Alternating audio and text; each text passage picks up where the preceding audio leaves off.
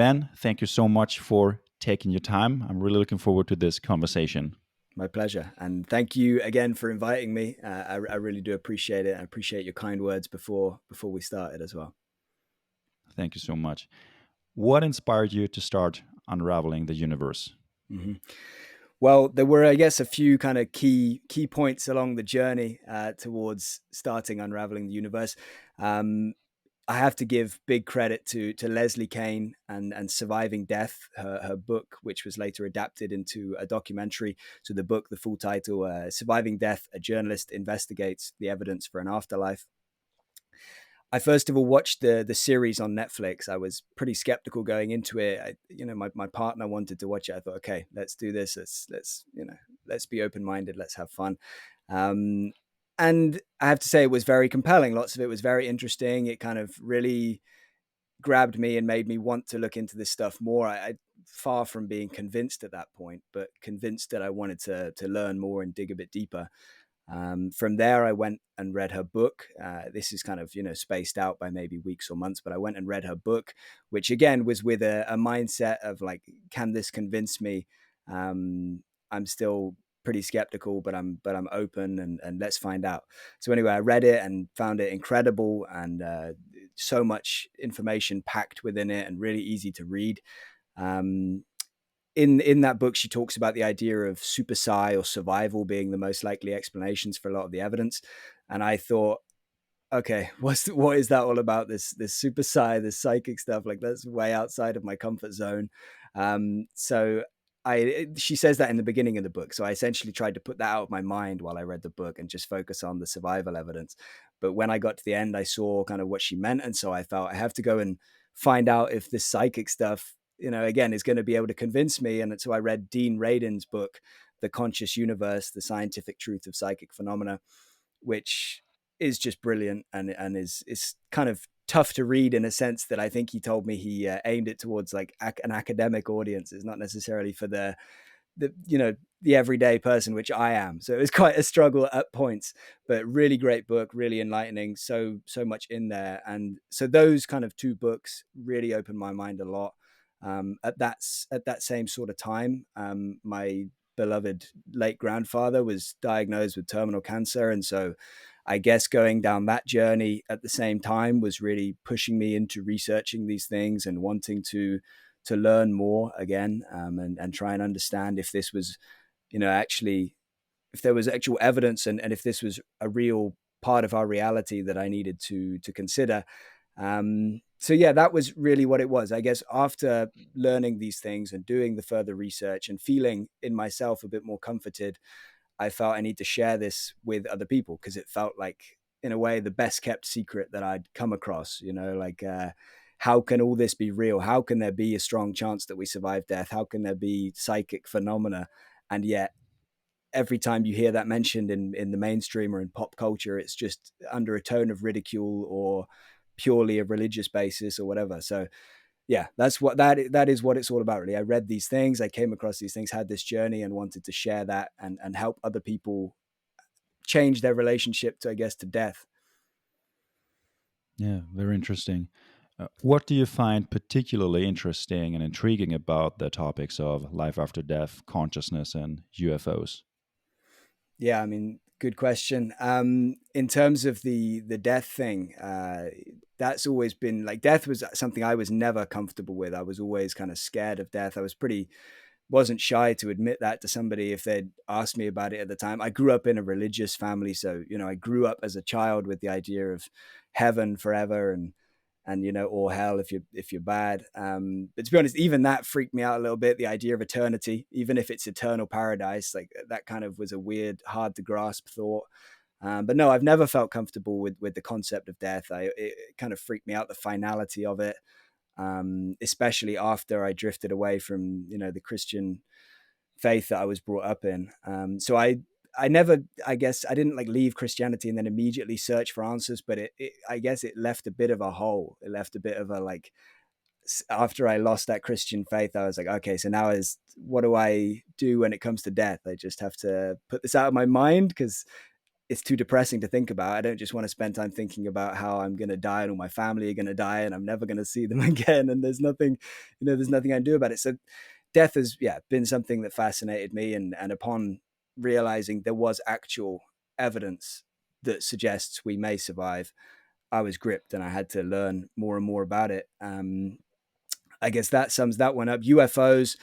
I wish I could remember when I first became interested in UFOs, because I don't actually have like, a specific date, like maybe some people do, around 2017. I do think that is when my interest became more serious, around the, the New York Times article. After that was published, I think maybe I went from being intrigued, curious, slightly open-minded to, I guess, obsessed for a few years, you could say. Spent a lot. That was the one that came first out of all these. Like the researching survival was much more recent. Researching Psi was again much more recent. UFOs, that was in 2017. I was into all of looking into the records and looking into the various different sightings and things that had taken place. And of course, like who's not fascinated by the idea of life outside of our solar system, outside of our planet, outside of, us, other life out there in the universe? It's one of the great questions, and there's no coincidence there why I was so fascinated in that. And psychic phenomena, again, it's kind of this wild thing that before you're aware of the evidence, it's like this is crazy stuff, right? This is like superhero movies, as Jeff Krupa would say, or just pure fantasy and all that kind of thing. And how can that be real? That can't be real. So again, I guess that's why it really grabs me, is just they're fantastic, but they seem to happen. And so, I mean, again, just gripped. I'm really now really interested in anything that seems bizarre, or I would never rule out anything taking place. Like there's plenty of phenomena that I would not believe in, or that I would say I'm not convinced of the evidence, or I'm not aware of the evidence, or anything like that. But I'm open to anything, really. I won't dismiss anything out of hand at this point. Yeah. Um, when it comes to UFOs, there are so many theories out there: Mm-hmm. extraterrestrial, interdimensional, time travelers, holographic theories.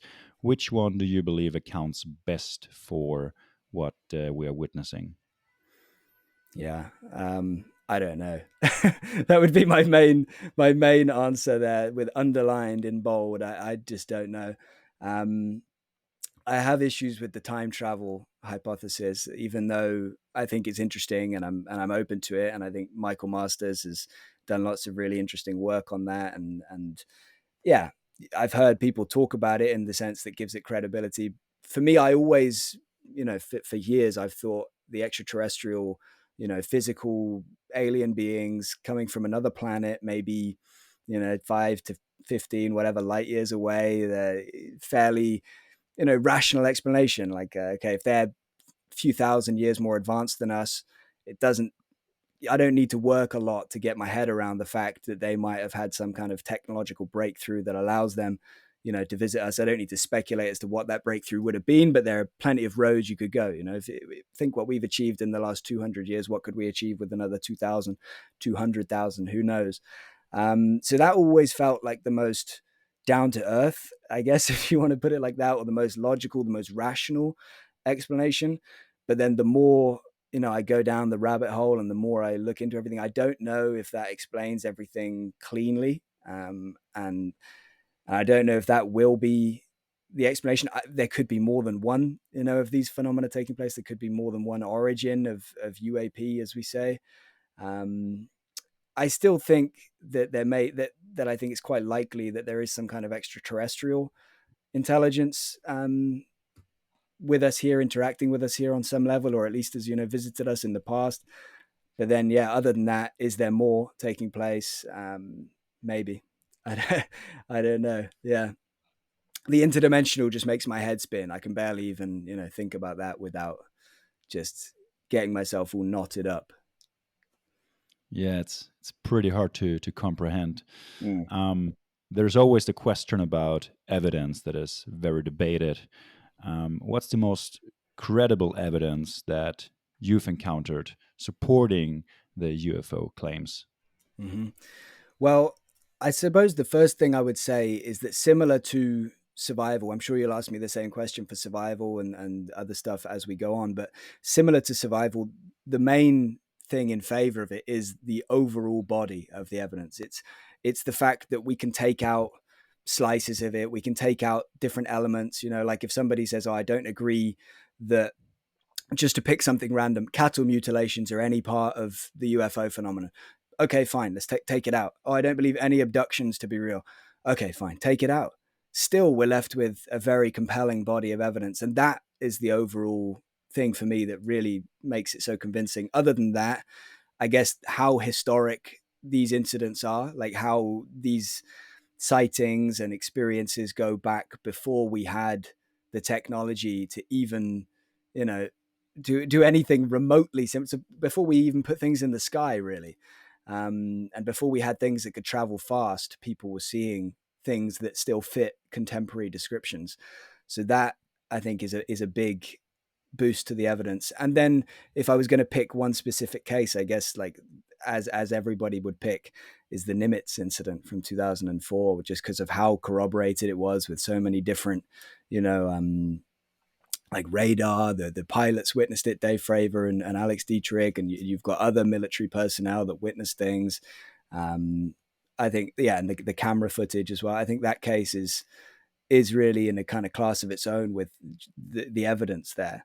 And it's still not explained, I don't think, by any claimed debunker or anybody that likes to think that this is all hot air or swamp gas. I still don't think it's explained at all.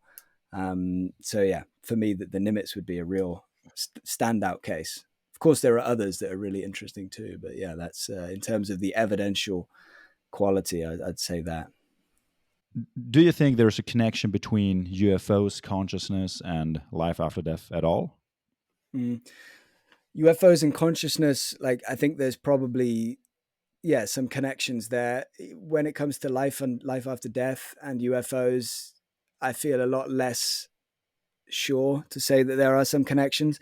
There are certainly some things that maybe point to the fact that, yeah, there could be, but it feels like so speculative for me. So like I feel so uncertain, treading in that direction for now.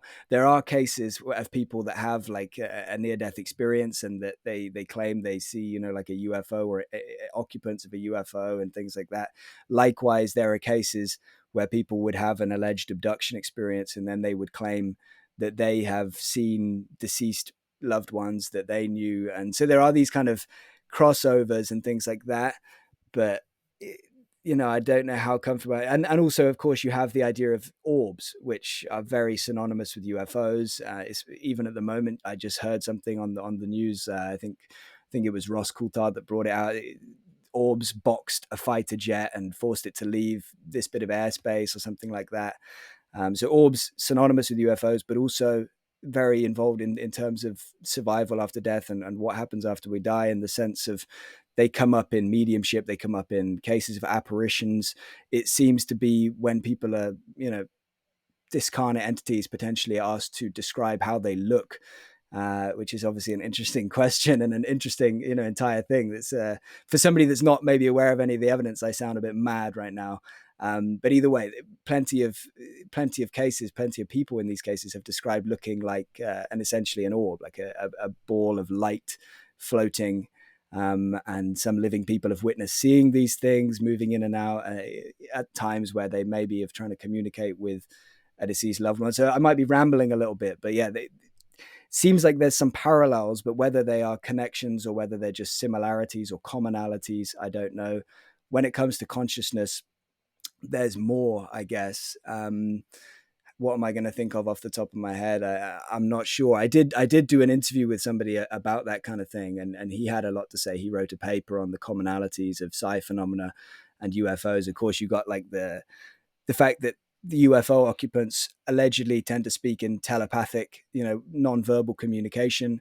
You got in the Nimitz case that we just mentioned, the UFO seemed to know like what they were planning and things that they couldn't have known, like where it went to the cap point, the rendezvous point, which is information that shouldn't have been accessible to anybody. So is that precognition? Is that remote viewing? I don't know, but there's plenty of little things like this that imply that maybe whoever is piloting these UFOs has the same kind of abilities, innate abilities that we have, but maybe has a much more advanced, I don't know the right word, use of them, or more control over these things. Like me, I can't use any of my innate psychic abilities. I'm pretty useless when it comes to that, but I know plenty of people that can, pretty successfully. So then, yeah, maybe in 100 years, 500 years, if we're still around, if humans are still around on the planet, we would maybe have much better control over these things, and maybe that's what we're seeing from these UFO pilots. Yeah. UFOs, life after death, consciousness. Um, what do you think will have the most far reaching consequences for humanity?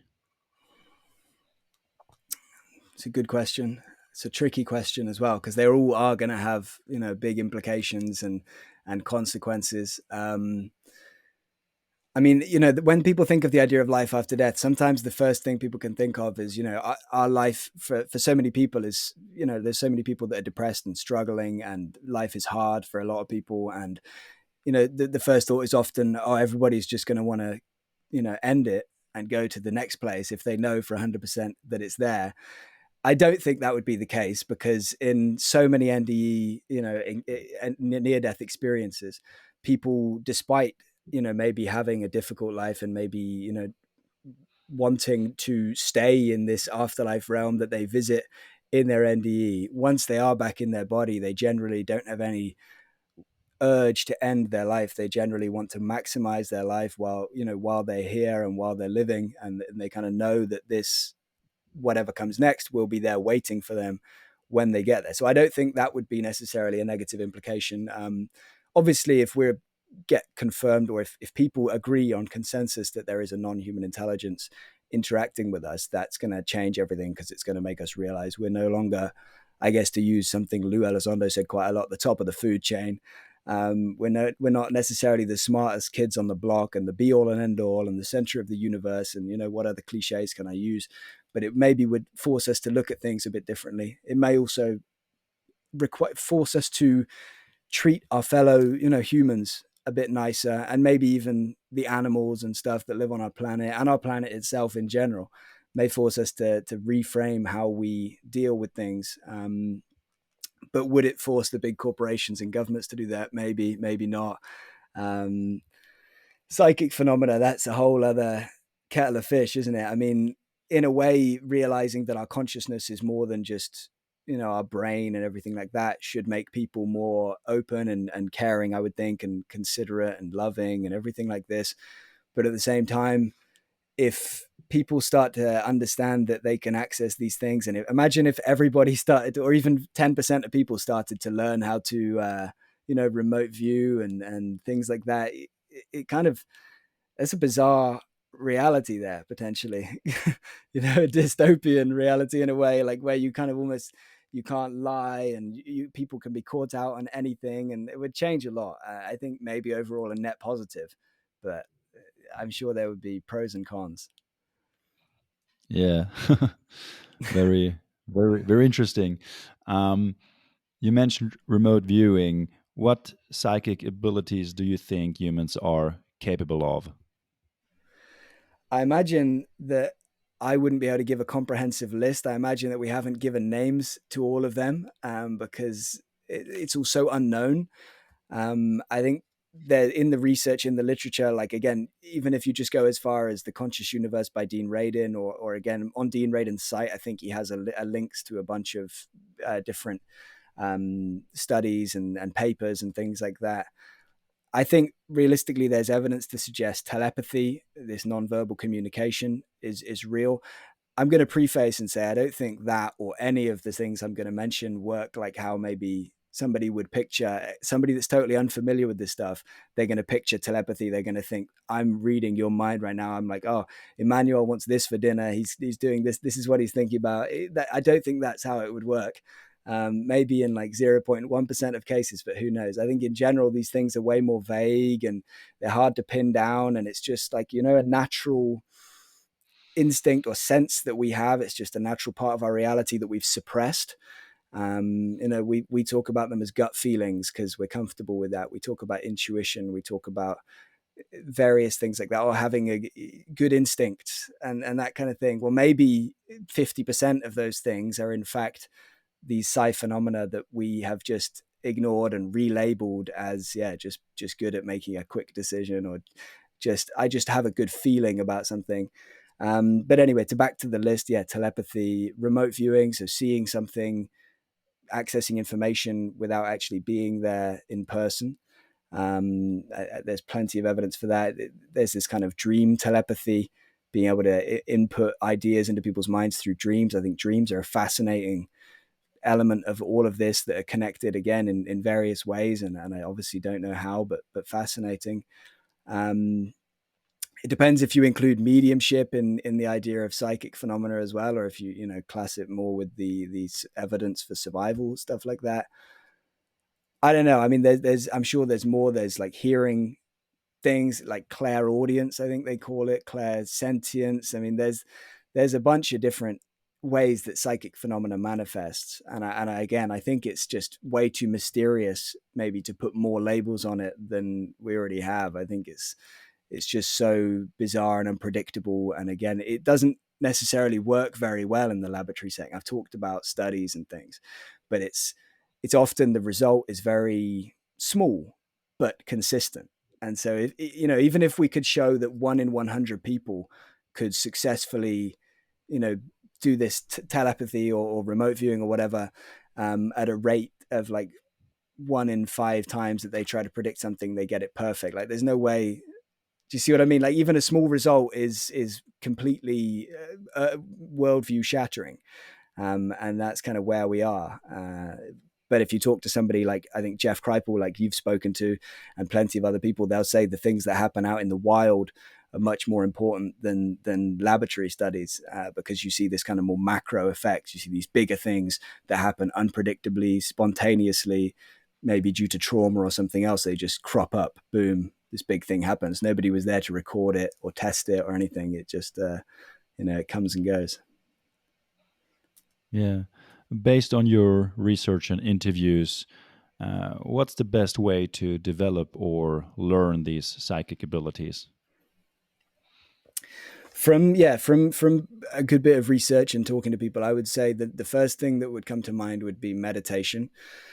Um, Spending time on a meditation practice, just quietening the mind, and doesn't need to be any kind of specific mantra or a specific type of meditation, but just getting more in touch with your inner self, as it were. I From my understanding, that can be something that really can enhance these abilities or help you to realize that they're there. Um, Other than that, you can actually kind of work on the abilities directly, in a sense. Like, there are some apps even that were kind of created by Russell Targ and stuff like that, and I've had them recommended to me. So I downloaded a couple of them for fun, and sometimes I'm like, oh yeah, look, I'm really psychic, and then other times like, oh no, it was just luck. But it's you can work on it. I mean, there's things online with how to if you just look in how to work on remote viewing, there'll be videos with people online that have been proficient remote viewers, and they'll offer some techniques. But again, a lot of it will come back to that idea of meditating and quietening the mind, and working on it that way. Of course, out of our control, near-death experiences and potentially UFO encounters and various other traumatic experiences can seem to open people up to these phenomena. But yeah, I don't have a foolproof way of doing it, unfortunately. Otherwise, I would be way better at doing these things on demand. Yeah. Which model or theory do you think best or most compellingly explains psychic abilities? I don't really know, to be honest. I think I would probably pick little elements of various theories. I don't think we've got one that truly convinces me yet. I know Ed Kelly and a bunch of other academics and scientists are kind of constantly working on this, working on the theory and trying to come up with a working theory, because I guess they agree that we haven't really got a solid working theory yet. there are some that are intriguing, like this like ore theory. I don't know enough about it to go into detail. I think Roger Penrose and Stuart Hameroff worked on that one, and yeah, I mean, I won't go into any others, but yeah, theory is something that's I feel quite uncomfortable going into, because there's so much to that it has to make peace with, and so much that it has to fit that. And I think everything is way too. I think we need to learn more. I think we need to study everything more before we're going to really get a working theory. Although other people would think we need to get a working theory to allow us to study it more. It's kind of, we don't really know what needs to come first, I guess. Obviously, if we had a working theory that could convince everybody, then that would get more funding for more research and more studies. But then, yeah, if we had more of the data, maybe we'd be able to find a better theory to fit. Yeah. Of the psychic abilities that you've mentioned earlier, which one of these do you think would have the most transformative potential for humanity if fully understood? I guess one that I didn't actually mention by name would be precognition, and that could have enormous benefits for humanity, of course, in the sense of like Dean Radin as well. I've mentioned Dean's name quite a few times. He did some Twitter pre-sentiment analysis from using Twitter data. That he talked about it in one of my interviews with him. And so it seems that like through people's tweets, like when you're looking at people en masse, you can kind of predict when a negative event is going to occur due to like the negative kind of wording of people's tweets and things like that. Like it seems that people get this kind of bad feeling without realizing it. And I've read and heard of similar things in like the stock markets, like people saying like, oh, the markets, react before this thing that couldn't have been predicted happened, and things like that. So I guess, yeah, precognition would be a big one, because if we could obviously be aware that a natural disaster is going to occur, if we could find a way to pinpoint where and when, that would obviously be incredible. But even without at least being aware that maybe something is occurring, yeah, enable us to save a lot of lives and to improve things. I'm sure I could have gone many ways with the answer to this question, but that's one, I guess, that would help enormously, is if we could nail precognition and really figure out how that works, and use it to, yeah, save lives and improve quality of lives. Yeah. Have you heard about the gateway process? Heard about it, but I haven't tried it or gone into any detail on it. So I wouldn't be able to talk about it in much detail, or any detail really. Do you think there is a common or reoccurring theme in the subjects of UFOs, psychic abilities, consciousness, and life after death? Recurring themes, in the sense of like, in the sense of when it comes to life after death stuff, you hear the recurring theme of like love and that kind of thing, like love being really important. Is that what you? Yeah. Um, Again, good, interesting question.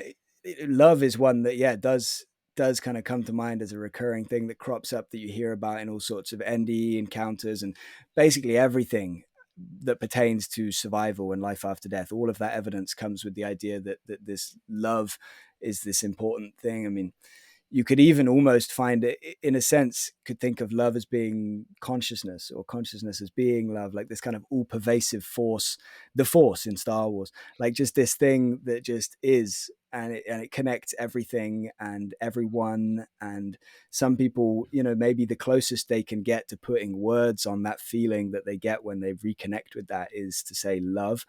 Um, so I guess that would be one. In terms of other themes, yeah, I don't know. I mean, other connections, yes, but other themes, I got nothing coming to mind, to be honest. Yeah.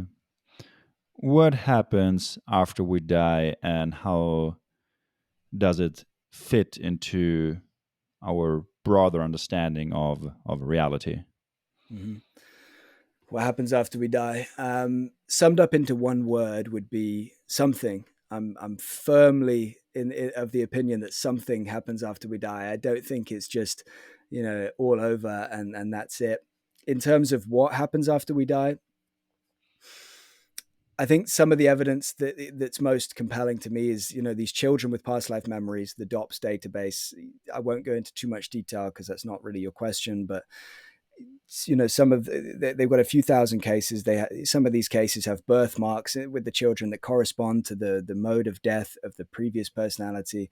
These children, when they're between the ages often of 1 and 6 or up to 6 years old, display various different types of play and preferences, likes and dislikes and phobias that correspond to that of a previous personality that might have been identified. They often have like a fear of something that caused the previous personality to die. There's just so much to these cases that I find that they, as I mentioned earlier, the idea of super-psi, this unlimited psychic phenomena versus survival, that essentially those are the two ways we can explain this evidence, because I don't think we're at a point anymore where you can come in and say all of that evidence can be explained by fraud, error, confusion. Like, we're beyond that point. So I think it is a case of, it could be all psychic stuff, or it could be to do with life after death. I think that whole area of children with past life memories is very hard to explain with psychic phenomena, also because of how much these kids identify with the previous personality emotionally. Like, they cry, "You're not my parents. I miss my real parents. I really want to go back to my real home." Sometimes they don't talk to their actual current biological parents, for like a month, because they're so emotionally distraught about missing this previous. So for me, that kind of defies the psychic phenomena hypothesis. But I understand that some people disagree with that. Mediumship is very interesting in its own right, but the drop-in communicators in mediumship I find are very, again, indicative of survival. Veridical NDEs, again, that could be more of that's not so much survival rather than super-psi, but again, I find it very interesting. And when people gain information that they couldn't have known otherwise through a near-death experience, again, really strong towards the survival hypothesis. So all that is to say, something happens after. I think at least some aspects of our personality are retained. I think at least some of our memories are retained. Some of our sense of self, some of our identity. Is that stuff retained forever? Like our consciousness, essentially. I think that is what survives. Is that retained for forever? Is it retained for a period of time? I don't know. I think it's, so I would say, I think it's at least, many years, but then after that, is it indefinite? I guess I would lean towards saying yes, because of people I've spoken to and stuff, but it's more speculative at that point. Like, I'm confident of saying something survives for a period of time, and I'm very confident in that. Then it's slightly more speculative to say how long and exactly what survives. So I think some of us will reincarnate, maybe once, maybe more. I don't know whether that's a choice or whether it's a forced thing, or what the variables would be that decide who or what gets reincarnated, and how your life situation is. There are some cases where it seems like they chose. Like, are you familiar with the case of James Leininger? You probably are. It's one of No, the but most well known. please feel free to elaborate on that one.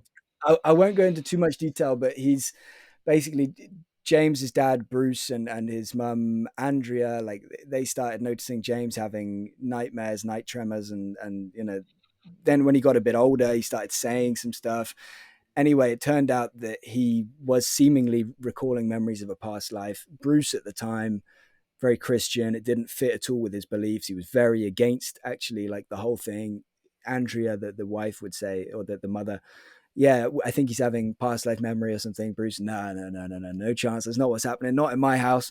And it took him a while to adjust. I actually had Bruce on my show, and like, we talked about it. It was really interesting. But all that was to say, again, I won't go into the case because it's long and we'd be here for ages.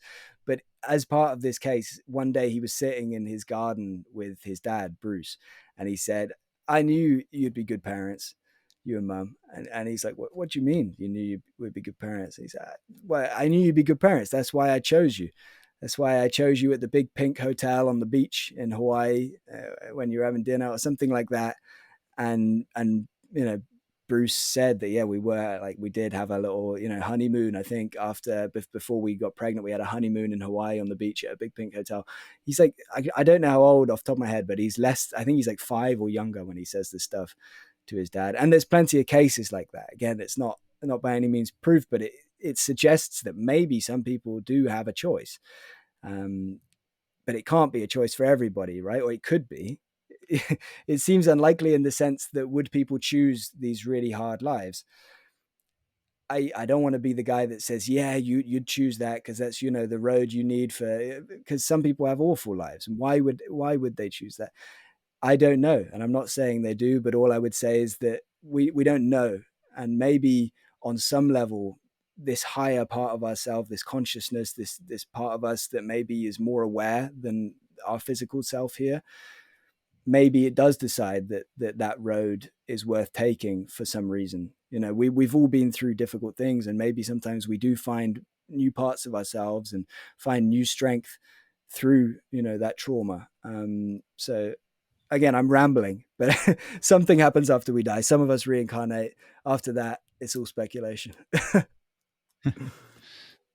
Yeah, well, based on what you said, it at least sounds like there is quite a lot of evidence that would suggest that we might reincarnate, or that at least something is happening after we die. Yeah, Um, at least for some people, and again, for some people, sometimes I would bat on that evidence for reincarnation. Yeah, as mysterious as it is, and 3 years ago I would have said no way, no chance, how absurd. Yeah, now I'd be quite confident that is something that needs to be worked out in kind of a theory of everything. Yeah. yeah. If you could interview anybody, past or present, who would that be and why? Yeah, this is one of those questions where I wanted to, you know, I would love to have the most profound answer to give you, the ultimate person, but you know, I don't know if I ever got there to thinking of the best person for this question. So there's a couple of people that I would love to talk to, and I'll just kind of go with my gut, like the kind of the people that came into my mind when I thought of this question. So one person I would love to sit down and talk with, and ideally for longer than an interview. Ideally, I'd love to sit down with this guy for, you know, a day or a night and just chat. Stuck in an Would be, elevator kind of thing. yeah, a comfy elevator, maybe like some nice chairs, maybe some single malt whiskey or something. Um, a nice view would be Dr. John Mack, Professor John Mack. I'd love to, you know, we share a lot of common interests. He's the late Harvard professor, psychiatrist, Dr. John Mack. I'm sure lots of people will be familiar with him. Ralph Blumenthal, the New York Times reporter, actually wrote his biography called The Believer. Um, but yeah, just a fascinating character, really fascinating character who seemed like he was a, you know, really interesting guy, but then he had these interests that developed over the course of his career, especially towards the end of his life, where he kind of he went from being interested in these abduction cases and from a psychiatric point of view, from like talking to these people that had these experiences or claimed to have these experiences. Um, on that, by the way, he was convinced that there was no underlying medical, you know, mental health condition or anything with these people, that they were all totally normal and healthy, which opened him up clearly to these phenomena of like, what is happening here? Why are these healthy, normal people reporting these experiences?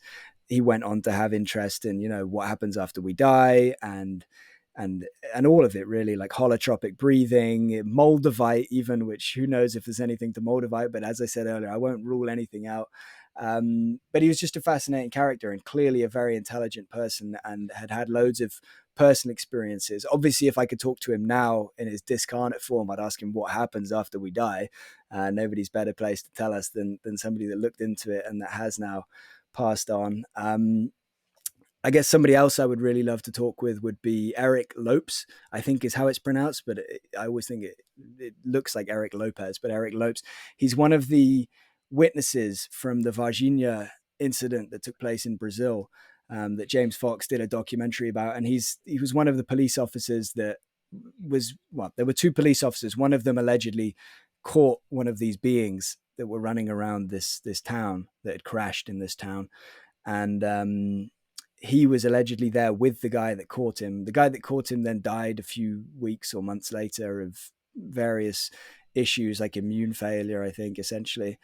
And this guy, Eric Lopes, has refused to speak since then. James Fox went to his house while recording his documentary, Moment of Contact, and they were essentially like told to get away at risk of being shot at. And yeah, I want to know what he knows, man. I want to know what he saw. I'd love to hear this guy's story, because sometimes people criticize the idea of, oh yeah, people want to share their story, or they want the celebrity for 5 minutes, or they want to make money from their story. And I don't really buy into that in 9 out of 10 cases. Of course some people do, but I don't buy into that in most cases. But in this case, it's like the total opposite. Like, he's literally threatening people to get off his property, and just shuts himself away. What is he hiding? What is he sitting on? I would love to know. Yeah. What one question you wish you could get a definite answer about? Just one. If you could choose any question, but you would get the truth and nothing but the truth and the absolute truth, what would you ask? Okay. Obviously, if I was in this scenario, I would ask for some time to, like, really, I'd have to think about that one for a long time. I'd have to ask a lot of people for their advice.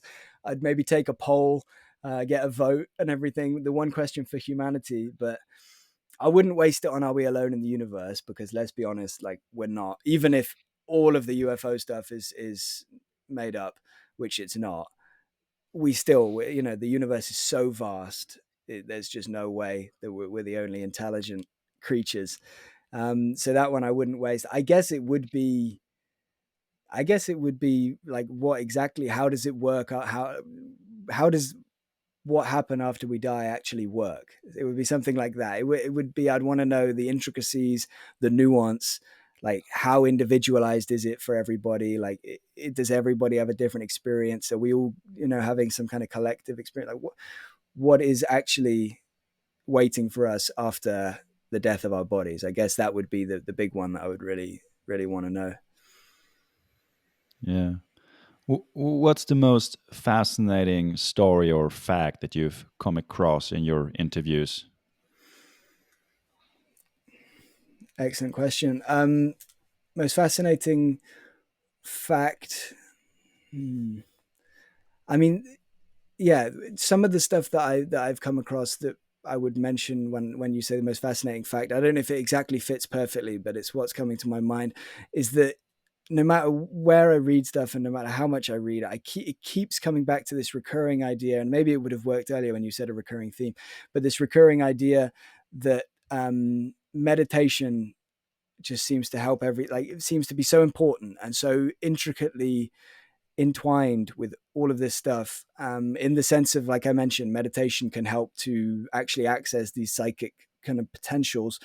But then also, like, in the DOPS cases, the Division of Perceptual Studies cases of children with past life memories at the University of Virginia, um, Jim Tucker went through, the cases, and worked on some data and trying to draw some conclusions. There wasn't enough data to say this with any certainty, but from the data he has, it seems that the more somebody was meditating in their previous life, the more detail they would remember of their former life.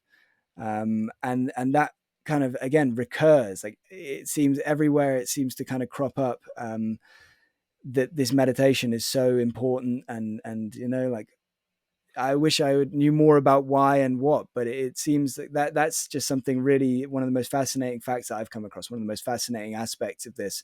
Yeah, the fact that the more you meditate, the more you seem to remember, and the more likely you seem to be to have, uh, to be reincarnated, or to have a child that remembers some of your memories from a previous life.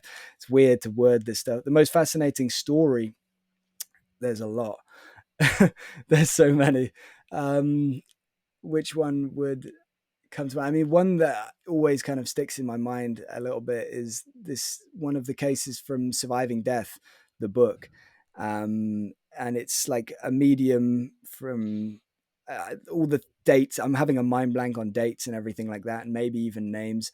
But I believe the medium was Indridi Indridison. But again, I could be wrong. It was essentially a drop-in communicator that comes into this seance with research. There are researchers there, and like, people that are intrigued in this, not just people that just want to believe. And they're recording these seances and things like that. And they had this drop-in communicator come in who didn't have any connection to any of the people there. That's why they call it a drop in, because he's just dropping in. It's not for any, not to see anybody there. And he starts talking about a fire that's happening in a street in Copenhagen at that time. And he leaves and he says he's like, he comes back after like an hour or something, and he's talking about this fire that he was just watching on this street in Copenhagen where he used to live. And again, I might be kind of butchering this and paraphrasing the story a little bit, but this is essentially how it went. And yeah, he's talking about this fire. He's giving them the address and stuff of where he used to live. And anyway, years later, people did the research into this sense. They came across this, they found the archives, and they were able for the first time to like actually identify that this person that gave the name that he said he was did exist. He did have the daughters, sons, whatever that he said, or his sisters and things like that, and that they died in the order that he said, because he was like, one of them went to heaven before me, or one of them died before me. And so everything he said was essentially correct. They found out, the people at the time found out about the fire when the newspaper got delivered to the island, I think it was Iceland, like a month after the seance. So it's not like they had internet. So this guy, somebody's pulling some funny business. Like a month later, they find out that there was a fire on that road in Denmark, I think a few doors down from the address this guy gave as his home address. And it all just added up in this bizarre, way. And it just was so fascinating, so compelling. I do think it's a really interesting case. So that the name of the alleged drop-in communicator, or the claimed drop-in communicator, was Emil Jensen. And I think it was Indridian Dridson, but I may be wrong about that. But I can send you more information on the case. I think I've spoken about it maybe with Leslie and maybe in another interview at some point. But yeah, super fascinating. What are the most intriguing theories that you've encountered about the nature of reality?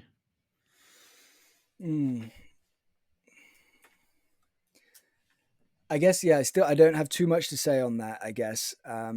Again, I haven't really gone deep into the theory side because I haven't found one yet that seems to really work. And so I haven't gone deep down the road of any one theory. I mean, one thing that keeps coming back again from various different researchers and people that have spent their lives looking into these areas, very intelligent people, is the idea that consciousness is primary, consciousness is fundamental. I feel kind of stupid right now. I'm having a mind blank on the name of this theory that I know a lot of people that I've spoken to subscribe to and think it's kind of the closest we've got so far. It's not, yeah, it's kind of annoying that I just can't get it right now. But either way, that's kind of something that I would say I agree with, is that consciousness, yeah, it does seem to be fundamental. It does seem to be primary. It seems to be potentially what allows all of this stuff to exist in the first place. I don't necessarily know what that means in every way. I couldn't spend ages explaining to you all of my thoughts in this area, because it's just, yeah, it's challenging. Yeah. All of these subjects have enormous consequences. Like, they are very far reaching if proven to be true. How do you integrate and implement the potential consequences of these subjects into your day-to-day life? Do they at all have an impact in everyday matters, or how you think and feel and prioritize?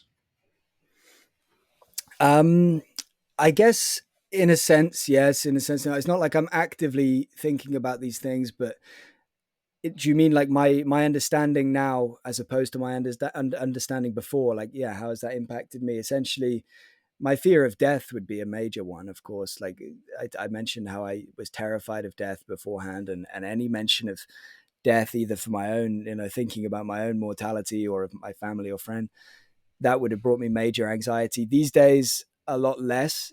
It's not completely evaporated to nothing, but my fear of death is enormously reduced, and is now more of just like a kind of apprehension, I guess, rather than the dread, purely because of the fact that I think that the research suggests that there will be more to my experience after my death, my body dies. Um, in general, other ways, I mean, I guess I try to be more understanding and more kind. It's made me kind of more feel more connected to people, and more connected to the planet. It's made me more aware of the power of the mind, the power of positive thinking, negative thinking. Not as easy. It's easier said than done. It's easier to say that than actually think positively all the time, of course. But it's made me more aware of that and more trying to live more positively, I guess. Um, yeah, yeah. I'm trying to think if there's anything else popping into my mind, but yeah, that's mostly it, I suppose. You mentioned trying to live more positively. Are there any Mm-hmm. other routines or rituals or practices that you've stumbled upon that you now are practicing or implementing on a regular basis, such as Yeah, meditation, which is something you've mentioned earlier? I imagine it's hard to come across how significant it might be, and then not paying more attention and trying to integrate it into your life. yeah. I'm still, I guess, when it comes to meditation, I'm still in the trying to integrate it into my life. I find it quite hard to quiet my mind. I have like ADD, and I'm like constantly, thinking about things. And so it's quite hard to shut that off and just be quiet and just be. I am trying, and it's going to be a kind of continual thing, I guess, until I manage to integrate it. It's something I'm going to keep coming back to, no matter how challenging it is, and keep trying to find my own technique, my own way. So whether it just be when I'm walking in nature, just trying to be at one with where I am, and not trying to think, that's meditating in a sense. But then it would also be just generally trying to be more present, more aware, more in the moment. I've picked up a bunch of useful things from Dr. Steve Taylor's book, The Adventure. On that note, like he talks about various kind of aspects of a spiritual awakening, and qualities that are very strongly associated with it. And it's things like, acceptance, disidentification from the thought mind, which is something I think is really important. It's, yeah, presence, living in that moment. Not, I think we're all guilty of very quickly just going on our phone in any like 2 minute downtime that we have, or like quickly flicking on the TV, or anytime if you're watching TV, you're already distracting yourself, and then the advert break comes in, and so you're like, oh, I'll go on my phone and check something. Like, we're just on these layers of distractions, whereas his book is trying to encourage you to go back to just being able to just be, just just be like, look around you if you want, take in the room, take in the smells, just like be in the moment. And I found that really, really important. And the idea of, yeah, the disidentifying from the thought mind, like trying not to follow those negative thoughts, because again, I'm certainly guilty of this. I think most people probably are. Is like, you'll think of something, you'll think of maybe a worst case scenario for something you're going to do, like, oh, what if that happens? And you can often follow that thought pattern down a road, and it ends up ruining your mood, which then impacts the mood of those around you, and it kind of ruins your day. And it's this horrible spiral. Whereas Steve is encouraging to, yeah, disidentify from that. Remember, your thoughts, they are kind of out of your control to an extent. They just happen, right? Like you Yeah. see them as like your heartbeat, or your digestive processes, or whatever, your blood flow. It's things that happen, and we can observe them, we can acknowledge them, but we don't need to like attach to them and let them like change our actual how we feel in the moment. So it's little things like that, I guess, that I've trying to work on, and I have implemented to an extent, and I find really useful. I need to, yeah. I recommend Steve Taylor's book, The Adventure, strongly. If anybody's interested in those kind of concepts, he fills it with useful little meditations, little poems, and yeah, it is really great. Oh, great. Now that you've mentioned his book, is there any book in particular, any person in particular, any ideology or line of thinking that you feel has had the biggest impact on you personally? Yeah, I mean, it would probably be the two that I mentioned earlier. It would be Surviving Death by Leslie Kean and The Conscious Universe. They just changed, those two books combined essentially changed my worldview. Obviously, they were supported by additional materials, by me doing my own further research, but they were the catalyst that really tipped my whole understanding of reality on its head. Um, So they will always have a special place in my heart, the conscious universe and surviving death. Before as well, I don't know if you can see that behind me on one of the sides, Jim Tucker's book Before, about children with past life memories. Again, really profound book that was a really incredible read, which I would say was really important as well. And yeah, and Steve's books. I keep telling Steve, like, he writes really amazing books. Disconnected. It talks about the roots of human cruelty and like why things are so horrible in the world, in a way. And then his latest book, The Adventure, a practical guide to spiritual awakening, has helped me a lot already, and I haven't even finished it, so I've still got some to go. So yeah, I mean, I would give big shout outs to those books. It's not to say they're the only ones, but big shout outs to those books. Yeah. Thank you so much for your time, Ben. Thank you, Emmanuel.